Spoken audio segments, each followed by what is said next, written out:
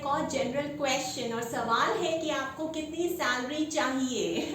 देखो, ये सवाल अपने आप में बहुत ज़्यादा इंटरेस्टिंग और बहुत ज़्यादा ट्रिकी है। ट्रिकी इस वजह से कि आपको पता होना चाहिए कि सैलरी की बात आपको कहाँ पे, किस वक्त पे इंटरव्यू में करनी है और कब तक नहीं करनी है। सबसे पहले सवाल के पीछे हम ये लॉजिक समझने की कोशिश करते हैं कि इंटरव्यूअर ने आखिर आपसे इंटरव्यू में सवाल किया क्यों है, कि आपकी सैलरी कितनी होनी चाहिए या आपको कितनी सैलरी चाहिए। भाई, इंटरव्यूअर को तो पता है ना, तो फिर वो हमसे क्यों चाहता है पूछना। तो लॉजिक ये है कि इंटरव्यूअर चाहता है कि उससे पहले से ही बिफोर हैंड पता चल जाए कि जितना सैलरी आपको एक्सपेक्टेड है।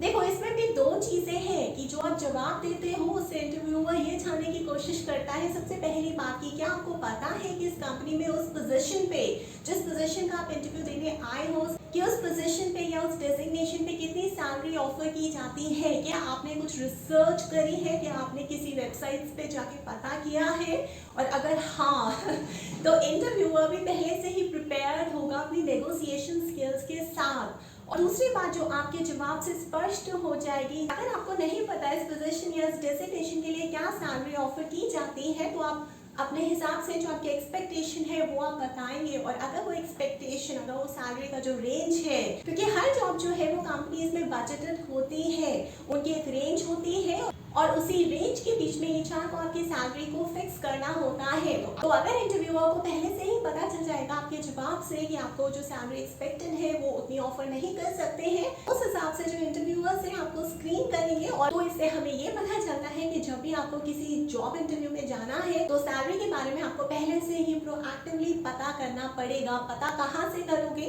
बहुत सारी वेबसाइट्स हैं जहाँ से आप पता कर सकते हो। नहीं तो अगर आपके कोई फ्रेंड्स हैं जो उसी कंपनी में जॉब करते हैं, आप उनसे भी पूछ सकते हो। कौन कौन सी ऐसी वेबसाइट्स हैं जहाँ पे आप जाके अपने सैलरी पता कर सकते हो बिफोर हैंड, इंटरव्यू में बैठने से पहले। देखो, वेबसाइट्स है ग्लासडोर, फिशबोल, paycheck.in, shine.com, salary.com। इन सारी वेबसाइट्स पे अमूमन जो है वो आपको रजिस्ट्रेशन करके काफी सारी इंफॉर्मेशन मिल जाती है, आपकी कंट्री के हिसाब से, आपकी जगह के हिसाब से, आपकी डेजिग्नेशन के हिसाब से। लेकिन हाँ, इन वेबसाइट्स की कुछ एडवांटेजेस और डिसएडवांटेजेस भी हैं। वो हमें पता होनी चाहिए कहाँ पे कौन सी वेबसाइट ज्यादा बेनिफिशियल होगी हमारे लिए। कि हम ये पता करते हैं कि सवाल के सही और गलत जवाब क्या क्या हो सकते हैं। जैसे मैंने कल आपको बताया था कि गलत जवाब भी बहुत सारे आप लेके आते हो इंटरव्यूज में, इसी तरीके से सही जवाब भी बहुत सारे हो सकते हैं। लेकिन हाँ, जो सही जवाब आपको देना है वो आपको अपनी तरफ से, अपने हिसाब से कस्टमाइज करना है। गाइडेंस आपको मेरे जरूर ऑनलाइन वीडियोस से लेनी है। तो गलत जवाब में जो मैंने डेटा इकट्ठा किया है वो ये बताता है कि आप लोग सीधे सीधे जाके इंटरव्यूअर को बोल देते हो, अभी तो आपसे पूछा भी नहीं गया इंटरव्यू में कि भाई आपको कितनी सैलरी चाहिए, उससे पहले ही जाके आपने अपनी सैलरी एक्सपेक्टेशंस को बता दिया। इसका क्या मतलब है? पहले तो ये गलत जवाब है। क्यों? क्योंकि देखो, अभी तो हमारा इंटरव्यू शुरू ही नहीं हुआ, अभी तो हमारी बातचीत इंटरव्यूअर के साथ शुरू ही नहीं हुई और उससे सबसे पहले ही आपने पैसे की बात कर दी। यानी कि शायद आप जॉब में इंटरेस्टेड नहीं हो, इंटरव्यूअर को ऐसा लगने लग जाता है और आप सिर्फ और सिर्फ पैसे के पीछे आए हो। या तो फिर शायद ये कंपनी आपको उसी डेजिग्नेशन का बाकी कंपनियों से ज़्यादा अच्छा पेमेंट दे रही है, ज़्यादा अच्छी सैलरी दे रही है, इस वजह से आप सबसे पहले सैलरी को बातचीत करके निश्चित हो जाना चाहते हो, उसके बाद आप आगे इंटरव्यू में बढ़ना चाहते हो। इंटरव्यूअर को आपने यहीं से एक मौका दे दिया ये समझने का कि ये बंदा जो है, ये जो कैंडिडेट है, अगर मैं इसे लेता हूँ सिर्फ और सिर्फ अपने पैसे के लिए आया है, काम में इतना इंटरेस्टेड नहीं है अपने, और फिर हमारे जॉब रोल के जो KRA KPIs हैं वो तो मीट ही नहीं हो पाएंगे, तो आपका सिलेक्शन यहीं पे खत्म हो जाएगा। आप नहीं सिलेक्ट हो गए उस इंटरव्यू में। इसके अलावा आप क्या गलत जवाब दे देते हो? इसके अलावा आप ये तक बोल देते हो कि जैसे मान लो आपके हाथ में कोई ऑफर है ऑलरेडी दूसरी कंपनी का, और अभी फिर से इंटरव्यूअर ने आपसे सैलरी के बात नहीं शुरू की है और आपने बताना शुरू कर दिया है मेरे पास बाकी कंपनियों से भी ऑफर्स हैं और ये सैलरीज मुझे मिल रही हैं, तो मैं एक्सपेक्टेशन में आया हूँ कि आप मुझे इससे ज्यादा सैलरी ऑफर करेंगे।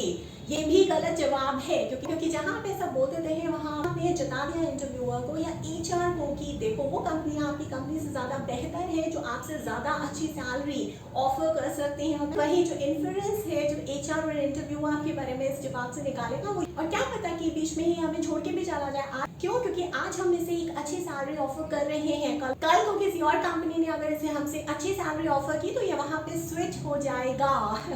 तो ये भी गलत जवाब है। अब जहाँ से आप काम छोड़ के आए हो, जो अब आपका प्रीवियस वर्क एक्स हो चुका है, आप उसी सेम सैलरी पे अग्री हो जाए। जाते हो या उससे भी कम सैलरी में अग्री हो जाते हो। देखो ये गलत जवाब क्यों है। जहाँ से आप काम छोड़ के आए हो उस सैलरी पे आपको कभी भी, जहाँ पे आप अब काम करने जा रहे हो, जहाँ आप एक नया काम पकड़ रहे हो, वहाँ पे उसी सेम सैलरी पे अग्री नहीं होना है, और उससे कम तो सैलरी में कभी अग्री नहीं होना है। ये आपका डाउनफॉल दिखाता है। कितनी अच्छी तरीके से जो आप अपना प्रपोजल है वो सामने वाले के समक्ष रखते हो। और चौथा गलत जवाब जो आप इंटरव्यू में जाकर देते हो वो ये बोल देते हो कि ठीक है, आप जो भी सैलरी मुझे ऑफर करेंगे मैं उसके साथ ओके हूँ। ऐसा क्यों बोलते हो? इसका मतलब कि आपका प्रिपरेशन नहीं है, आपने मैंने कोई रिसर्च नहीं करी है, आप कंपनी की वेबसाइट पे नहीं गए, या फिर आप इन वेबसाइट्स पे नहीं गए हो जो मैंने आपको बताई है, जहाँ से आपको उस डेजिग्नेशन से रिलेटेड सैलरीज के बारे में पता चले। देखो जहाँ पे भी आप जा रहे हो इंटरव्यू देने के लिए, वहाँ तो ये भी गलत जवाब हो जाता है कि जो भी आप मुझे ऑफर करेंगे वो मेरे लिए एक्सेप्टेबल होगा। क्यों? क्योंकि देखो आप यहाँ पे दूसरों पे डिपेंडेंट हो गए हो, आपका यहाँ पे कोई से नहीं है, और इंटरव्यूअर या टीचर को कहीं ना कहीं रिफ्लेक्ट हो गया है कि आपकी जो प्रिपरेशन है वो इनकम्प्लीट है। क्योंकि अगर आपको पता होता तो आप जरूर अपने जवाब में उस चीज को बताते। तो ये सारे के सारे गलत जवाब हैं। अब देखो सही जवाब क्या हो सकता है। सबसे पहले तो ये मिथ है, इसको हटा लो अपने दिमाग से। आप लोग काफ़ी जो फ्रेशर्स हैं वो मेरे पास आते हैं और अलग अलग लेवल पे जो आप मैनेजर्स के रोल पे जा रहे हैं इंटरव्यूज देने के लिए, सीनियर मैनेजर के रोल्स पे जा रहे हैं या सीईओ के रोल पे जा रहे हैं या फिर CXO लेवल के रोल्स पे जा रहे हैं। आप बोलते हैं कि हमें पहले इस लेवल का कोई एक्सपीरियंस नहीं है, तो हम जो है वो उस हिसाब से सैलरी को जो है वो निगोशिएट करेंगे। देखो मेरे साथ खुद ऐसा हुआ है बहुत सारी कंपनीज में जहाँ पे मैं इंटरव्यू देने के लिए जाती थी और मुझे सैलरी रेंज के बारे में पहले से ही पता होता था कि, और मैं इतनी कॉन्फिडेंट होती थी अपने जॉब रोल के लिए कि मैं उनसे हमेशा और हमेशा हाई सैलरी ही मांगती थी, चाहे मैं एक्सपीरियंस्ड हूँ या नहीं हूँ उस स्लैब की, उस जॉब डेजिग्नेशन की, और मुझे दी जाती थी। और ऐसा मेरे साथ बहुत जगहों पे हुआ जहाँ मैंने एक्सपीरियंस लोगों के एवज में एक फ्रेशर होते हुए उनसे ज्यादा, बल्कि मैं ये बोलूंगी कि मैंने उस डेजिग्नेशन की सबसे हाईएस्ट सैलरी को उठाया है। तो ऐसा कुछ नहीं होता कि अगर आप फ्रेशर हैं तो आपको एक्सपीरियंस जितनी सैलरी नहीं मिल सकती। अगर आप एक्सपीरियंस्ड हैं तो आपका एक सैलरी लेवल जो है वो एक फ्रेशर के मुकाबले थोड़ा बढ़ जाता है। जिस हिसाब से आप इंटरव्यू में परफॉर्म करके आते हो उसी हिसाब से आप वहाँ बैठे बैठे इंटरव्यू में अपनी एक्सपेक्टेशन को सैलरी से रिलेटेड सेट कर लेते हो इंटरव्यूअर के सामने। हाँ, अगर आप इतने कॉन्फिडेंट हो अपनी स्किल्स को लेके, अपने एक्सपीरियंस, अपनी नॉलेज, अपनी एक्सपर्टीज को लेके, तो सीधे सीधे आप उस जॉब डेजिग्नेशन की हाईएस्ट जो सैलरी है वो मांग सकते हो और आपको मिल भी जाएगी, जैसे मुझे मिली थी बहुत बार। देखो अब दूसरी बात क्या है कि आपको किस टाइम पे पिच इन करना है कि हाँ मुझे इतनी सैलरी चाहिए। सबसे पहले तो आपको अपने आप से सैलरी की बात शुरू नहीं करनी है इंटरव्यू में। जैसे ही इंटरव्यूअर आपसे इस बात को पूछेगा कि आपको कितनी सैलरी एक्सपेक्टेड है, तब आपको बोलना है। और आपको एक सैलरी की एक स्पेसिफिक फिगर नहीं बतानी है, हमेशा याद रखना, हमेशा रेंज दो कि इस और इसके बीच में अराउंड है। क्यों? क्योंकि जब आप एक फिक्स्ड फिगर दे देते हो तो वो चीज़ जो नेगोशिएशन है आप उसको बहुत ज़्यादा नैरो डाउन कर देते हो।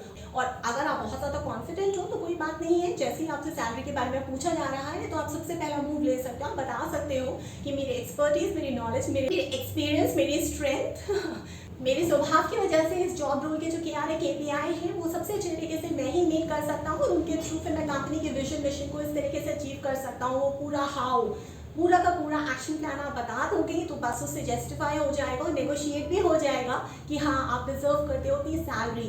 और कभी कभार क्या हो जाता है इंटरव्यूज में कि आप थोड़ा कंफ्यूज स्टेट ऑफ माइंड में हो जाता है, आपको समझ में नहीं आता कि मैं किस सैलरी पे अग्री करूं, और ठीक है मुझे थोड़ा सा सेकंड थॉट देना है, उसके लिए मुझे थोड़ा सा वक्त चाहिए, तो ठीक है इसको तो कोई प्रॉब्लम नहीं है, घबराना मत। आप HR या इंटरव्यूअर से थोड़ा सा समय मांग सकते हो, आप अपने घर जाके उस पर सेकंड थॉट देके उन्हें दोबारा से बता सकते हो। देखो इसमें समझने की कोशिश करो ये सही जवाब किस तरीके से। मेरा तो कहना यही है आपको, और ये सजेशन है कि आप इंटरव्यू को इस तरीके से प्रिपेयर करो कि आप फ्रेशर होते हुए भी एक्सपीरियंस्ड जितनी सैलरी उठा लो क्योंकि HRs, इंटरव्यूअर्स, कंपनीज और इंडस्ट्रीज जो है वो स्टार परफॉर्मर्स को ढूंढती हैं, और अगर उस स्टार परफॉर्मर में एक star candidate companies, HR, interviewers को आप में दिख गया तो मान लो कि आपकी सैलरी उतनी ही होगी जितनी एक एक्सपीरियंस बंदे की होती है, भले ही आप एक फ्रेशर क्यों नहीं है। इससे भी और अगर ज़्यादा डेप्थ में आप जानना चाहते हैं तो आइए मेरे साथ ऑनलाइन सेशन को बुक करिए, मुझे व्हाट्सएप करिए, मेरा फ़ोन नंबर है 9311659252। अगर आपको इस सेटअप है, कोई सरकारी यूनिट है, कोई एनजीओ है, कोई प्राइवेट कंपनी है, कोई मल्टीनेशनल फर्म है या ग्लोबल फर्म है, आप चाहते हैं कि मैं आपके पास आऊँ ऑनलाइन मोड के जरिए,